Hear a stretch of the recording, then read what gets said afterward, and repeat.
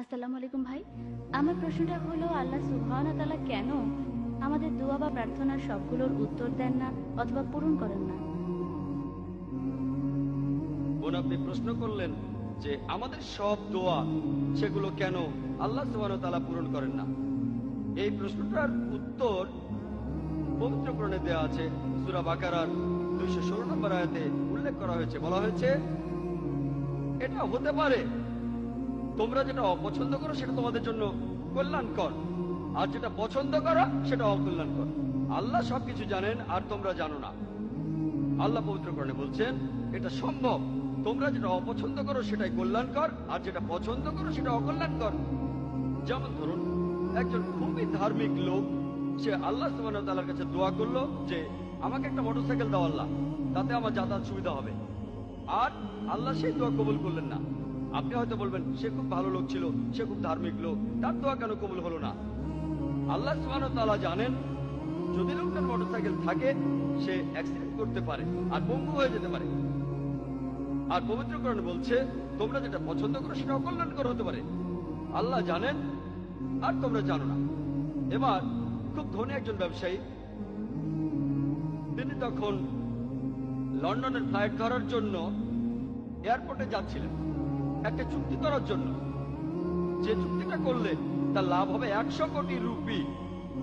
যখন তিনি এয়ারপোর্টের দিকে যাচ্ছিলেন, দুর্ভাগ্যজনকভাবে রাস্তায় খুব বড় একটা ট্রাফিক জ্যাম ছিল, আর তিনি সময় মতো এয়ারপোর্টে পৌঁছাতে পারলেন না। তিনি যখন এয়ারপোর্টে পৌঁছলেন ততক্ষণে সেই ফ্লাইটটা রওনা দিয়েছে, তিনি ফ্লাইট মিস করলেন। তিনি তখন মন খারাপ করে বললেন, এটা আমার জীবনের সবচেয়ে একটা বাজে ঘটনা। বাড়ি ফিরে যাওয়ার সময় গাড়িতে যে রেডিওটা ছিল তাতে লেটেস্ট খবরটা শুনলেন যে তিনি যে ফ্লাইটটা ধরতে যাচ্ছিলেন, যে ফ্লাইট লন্ডন যাচ্ছিল, সেটা ক্র্যাশ করেছে, আর সেই প্লেনে যতজন যাত্রী ছিল তারা সবাই মারা গেছে। তখন সে ব্যবসায়ী বললেন, এই ঘটনাটা হলো আমার জীবনের শ্রেষ্ঠ একটা ঘটনা। কিছুক্ষণ আগেই তিনি ট্রাফিক জ্যামকে অভিশাপ দিচ্ছিলেন, কারণ ট্রাফিক জ্যামের কারণে তার 100 কোটি রুপি ক্ষতি হয়েছে। এই ঘটনার কিছুক্ষণ পরেই সেই ট্রাফিক জ্যামকে তিনি ধন্যবাদ জানালেন, কারণ এতেই তার জীবন বেঁচেছে। আর পবিত্র কোরআন বলছে যেটা তুমি অপছন্দ করো সেটাই কল্যাণকর হতে পারে। আল্লাহ জানেন আর তোমরা জানো না। আল্লাহ জানেন সেই ব্যক্তির জীবন তার 100 কোটি রুপির চাইতে অনেক বেশি মূল্যবান।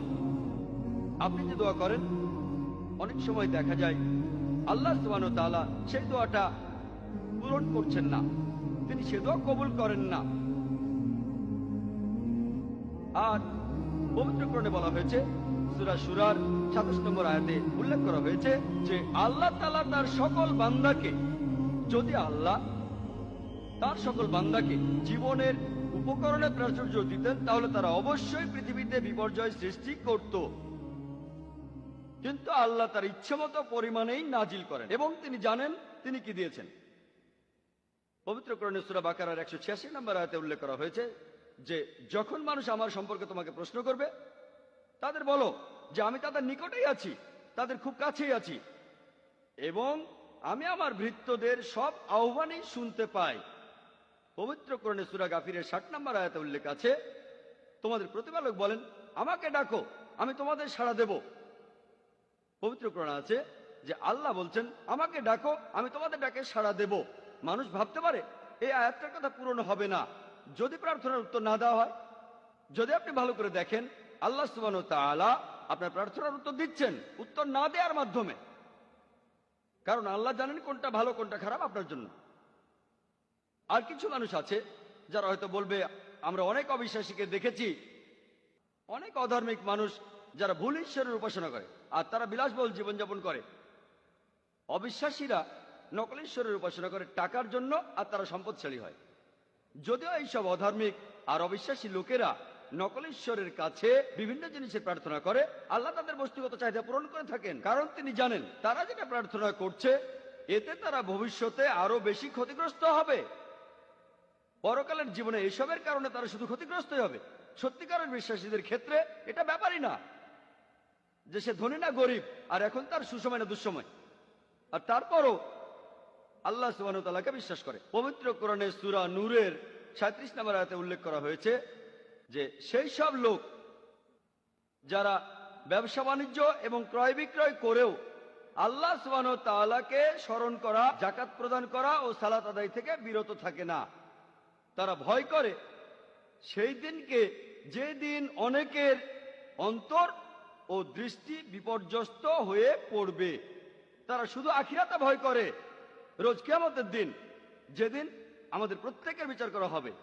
সত্যিকারের বিশ্বাসী সব সময় বলে আলহামদুলিল্লাহ, যে ঘটনাই ঘটে থাকুক না কেন। আলহামদুলিল্লাহ মানে সমস্ত প্রশংসা আল্লাহর। এমনকি যদি তার ক্ষতিও হয়, সে বলবে আলহামদুলিল্লাহ, কারণ সে আল্লাহকে বিশ্বাস করে। আর আল্লাহ তাআলা যখন সেই ব্যক্তির ক্ষতিটা হতে দিলেন, এতে করে ভবিষ্যতে তার জন্য আসলে উপকারী হবে। এক কথায় সত্যিকারের বিশ্বাসী সে এমনটা বিশ্বাস করে যা কিছু হয়েছে ভালোর জন্যই হয়েছে। আশা করি উত্তরটা পেয়েছেন।